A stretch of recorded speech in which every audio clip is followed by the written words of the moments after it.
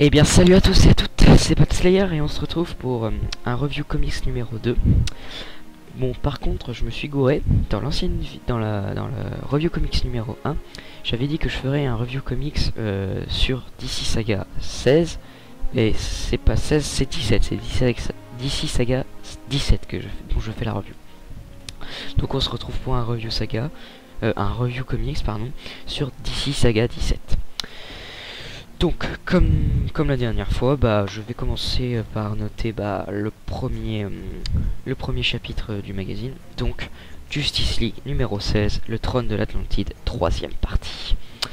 Donc alors, toujours Geoff Johns au scénario et toujours Ivan Reis au dessin.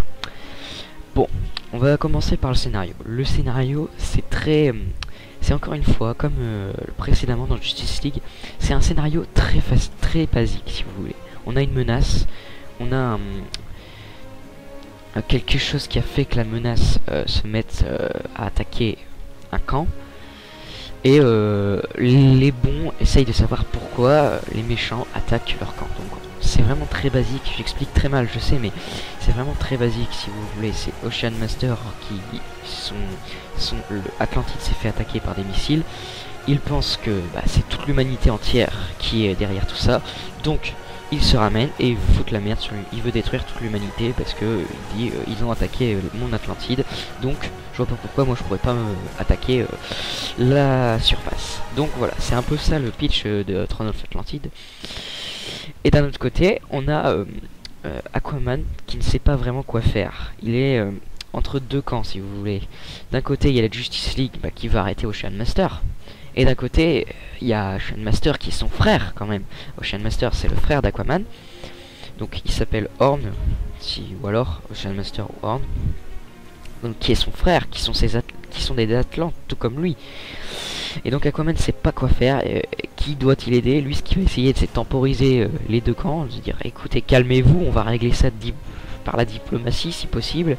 Batman n'est pas du tout d'accord parce qu'il a causé plein de morts déjà, parce qu'il a fait des inondations et tout. Donc Ocean Master aussi lui n'est pas d'accord. Il veut faire payer la surface. Donc voilà. Donc en gros c'est un peu ça le pitch de ce numéro. Et c'est très bien écrit, les dialogues sont vraiment bons. Geoff Johns a écrit d'une manière très simple, mais c'est très efficace. Donc rien que pour ça, moi j'adhère complètement.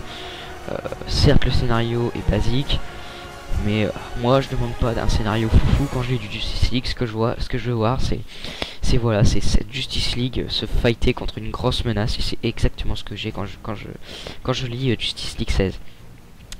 Et d'un autre côté, à part le scénario, il n'y a pas que ça qui est bon. Il y a Ivan Reis qui est juste énorme. Il y a rien à dire. Ivan Reis est au top de sa forme. C'est incroyable. Enfin, j'ai jamais vu ça. Il est énorme sur ce numéro. À un moment, il nous sort une splash page qui est juste magnifique si vous voulez. C'est Ocean Master et derrière il y a toute son armée d'Atlante et c'est juste magnifique. Ce mec est un grand malade. Enfin, ça fourmille de détails dans tous les sens. C'est incroyable, c'est magnifique. Voilà, je vais pas en parler pendant des heures. C'est magnifique. Justice League par Ivan Reis. Alors certes on a perdu Jim Lee, mais Ivan Reis, voilà, Ivan Reis assure le remplacement et c'est vraiment énorme. C'est vraiment énorme. Donc pour moi ça sera 4,5 sur 5 pour ce numéro parce que j'ai vraiment adoré pardon. c'est juste énorme et voilà. Donc on passe au deuxième numéro du magazine, Aquaman numéro 16, le trône de l'Atlantis, quatrième partie. Donc je vais pas trop parler du scénar parce que bon, encore une fois c'est Geoff Johns au scénar, par contre c'est Paul Pelletier maintenant qui est sur Aquaman. Donc je vais pas trop parler du scénar parce que ça fait suite directe si vous voulez au numéro 16 de Justice League. Donc si je parle de Aquaman, forcément je dévoile des informations de Justice League. Donc je vais pas trop en dire non plus, mais en gros ouais, non, je vais vraiment pas en dire. Parce que ça cacherait le plaisir. Donc côté scénar, je vais rien dire à part dire que c'est génial. Encore une fois, c'est Geoff Johns, donc c'est la même chose. Je vais pas y revenir. C'est très bien écrit, les dialogues sont très bons. Donc voilà. Côté dessin, c'est Paul Pelletier. Alors j'ai été déçu d'apprendre que Ivan Reis quittait Aquaman, mais Paul Pelletier assure, il n'y a pas à dire. c'est moins détaillé qu'Evan Reis, mais c'est quand même hyper beau. Il y a pareil des splash pages, dont une que j'ai en tête qui est juste énorme. Je ne pense pas que je vais vous la faire défiler, mais ouais non, je vais pas vous la faire défiler, mais il y a une splash page qui est magnifique. Et à la fin, il y a un punaise de Cliff, et c'est enfin, pour ceux qui ont lu Aquaman de tome 2 de chez Urban, on apprend enfin qui est derrière toute la machination, qui a engagé Black Manta pour récupérer le sceptre de l'Atlantide. Donc voilà, je dis pas plus, je dis pas qui, parce que sinon ça gâche tout le plaisir de la lecture. Moi franchement j'étais sur le cul quand j'ai vu ça, je m'y attendais pas du tout. Et donc voilà, donc, on va avoir deux forces atlantes qui vont s'affronter. Donc voilà, on va passer, je vais prendre le backup de Justice League. Donc le backup c'est un complément du numéro d'un numéro. Donc là c'est le backup du Justice League numéro 16. Donc comme d'habitude le backup de Justice League ça parle de Shazam. Et comme d'habitude c'est Geoff Johns au scénar comme d'habitude. Et c'est Gary Frank. Et Gary Frank est toujours incroyable. Les pages sont vraiment très belles. C'est dommage que c'est qu'un backup. J'aimerais tant que cette série soit une série régulière de 24 pages. Donc là on a qu'un backup. C'est très court malheureusement. Mais voilà, on a envie de savoir la suite. Shazam contre Black Adam. Donc voilà, c'est ça l'histoire de ce backup, c'est Shazam contre Black Adam. On voit carrément que Shazam n'est pas du tout prêt parce qu'il vient d'avoir ses pouvoirs. Donc, et puis c'est qu'un enfant dans ce corps, donc il sait pas vraiment se battre. Donc voilà. Donc pour moi, je vais pas vraiment mettre une note parce que c'est qu'un backup, mais bon voilà. Donc sinon voilà. Mais c'est toujours aussi bon en tout cas. Ensuite, on passe au Flash numéro 15, Guerre aux gorilles, chapitre 3. Donc, c'est toujours Francis Manapoul et Brian Buccellato au scénar. Et par contre, au dessin, Francis Manapoul n'assure pas tout le numéro, malheureusement. Et au début, c'est Marcus Torayanwin qui assure le dessin. Bon, au début, donc comme je vous dis, c'est pas Manapoul au dessin. Bon, c'est bien, mais c'est pas très beau non plus, quoi. Enfin, c'est beau, ça fait son travail, mais quand on a Manapoul à côté, voilà, quoi, il n'y a pas photo. D'à côté de ça, il y a Manapoul qui nous fait 4 splash pages juste magnifiques en continu, si vous voulez. Ça fait une espèce de flèche, et c'est vraiment magnifique, encore une fois. Ce mec est très fort. Enfin, le dessin ça va tellement bien au style de la série Flash, donc sur ce, il n'y a aucun souci. Et côté scénar, on est toujours Flash qui doit lutter contre Gorilla à Grodd. Donc Flash s'est fait sauver de peu par, je ne sais plus le nom d'un gorille, mais s'est fait sauver de peu. Et donc Patty vient d'apprendre que Flash a des pouvoirs. Donc, elle va Flash a des pouvoirs. Elle va apprendre que Barry Allen n'est pas mort et que Barry Allen n'est autre que Flash. Donc voilà, je vous en dis pas plus, comment ça va finir. Et le cliff est plutôt satisfaisant. Enfin, c'est un cliff basique, hein, mais très efficace. Donc pour moi, ça sera 4 sur 5. Un bon numéro, comme d'habitude pour Flash. C'est juste dommage que Manapoul au dessin n'assure pas tout le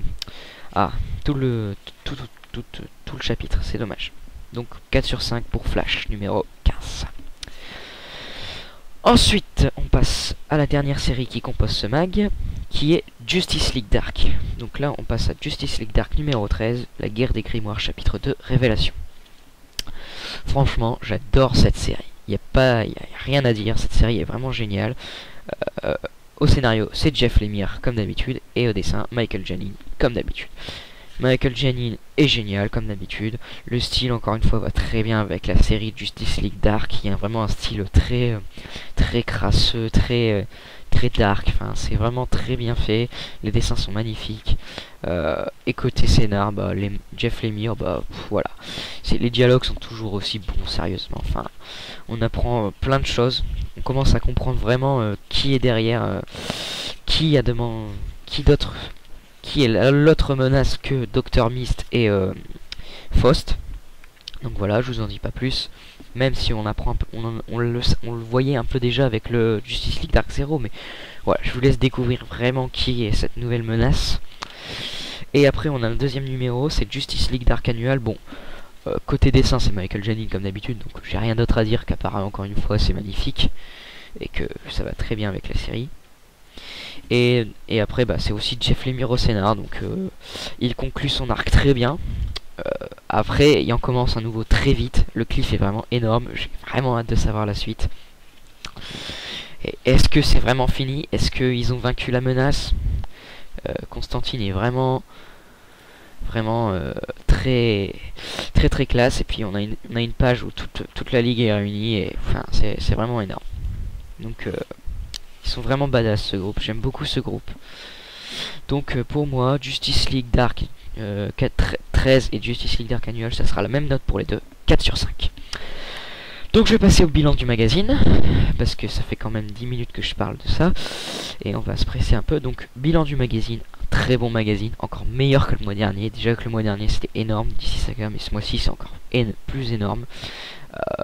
Il y a juste Flash qui est un peu moins bien, parce que Manapool n'est pas sur l'ensemble du numéro, mais globalement c'est très bien quand même. Donc pour moi ça sera 4,5 sur 5 comme note générale du magazine. Justice League c'est énorme, Aquaman c'est énorme, le backup du Justice League Shazam donc c'est toujours aussi bon, Flash toujours aussi bon, et Justice League Dark ça ne cesse de s'améliorer. Donc voilà, globalement c'est génial. Donc s'il y a vraiment un mag que vous devez prendre plutôt qu'un autre, bah si vous aimez tout ce qui est pas prise de tête, tout ce qui est blockbuster en écriture, bah vous prenez DC Saga quoi, y a rien à dire. DC Saga, génial. Donc 4,5 sur 5. Donc voilà, moi j'en ai fini. On se retrouve à la prochaine fois pour un review comics numéro 3.